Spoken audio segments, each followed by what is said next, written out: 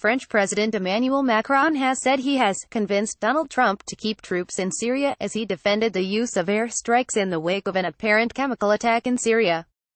The US, France and Britain launched more than 100 missiles targeting a number of what they said were 3 facilities linked to the chemical weapons program, with Mr. Macron saying that during the discussions President Trump was persuaded to drop the idea that Washington would be pulling out of Syria soon. 10 days ago, President Trump was saying the United States should withdraw from Syria. "We convinced him it was necessary to stay," Mr. Macron said in an interview broadcast by BFM TV, RMC Radio and Mediapart Online News. "We convinced him it was necessary to stay for the long term," he added. Mr. Trump had tweeted a number of messages laying out the fact he would strike back against the government of Syrian President Bashar al-Assad, with Washington and Paris saying they proved that Assad was behind the attack on the town of Douma on the 7th of April, with chlorine one of the chemicals used. Mr. Macron said limiting the strikes to 3 specific targets was not necessarily Mr. Trump's initial plan, but that they were legitimate and needed. "We also persuaded him that we needed to limit the strikes to chemical weapons sites, after things got a little carried away over tweets," he said.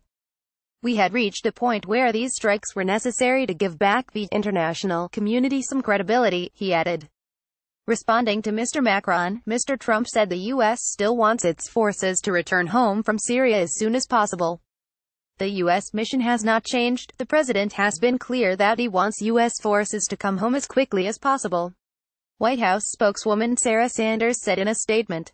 "We are determined to completely crush ISIS and create the conditions that will prevent its return.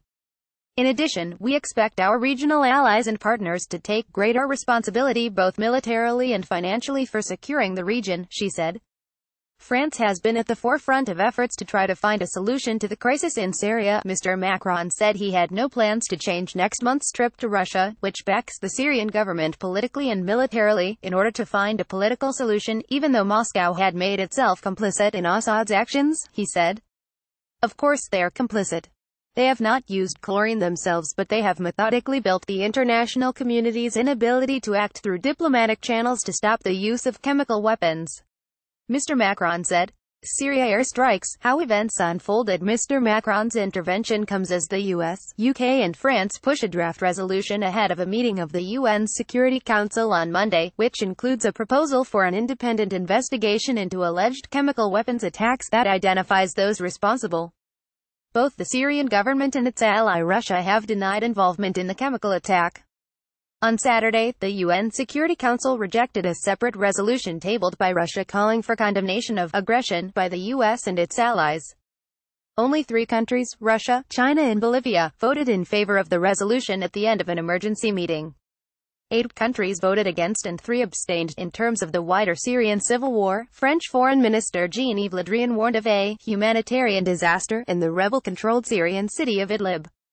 There are fears that it may be the next target for the Syrian army to retake, with tens of thousands of government opposition fighters and civilians having fled to the northern Idlib region from parts of the country which the army has recaptured over the last couple of years.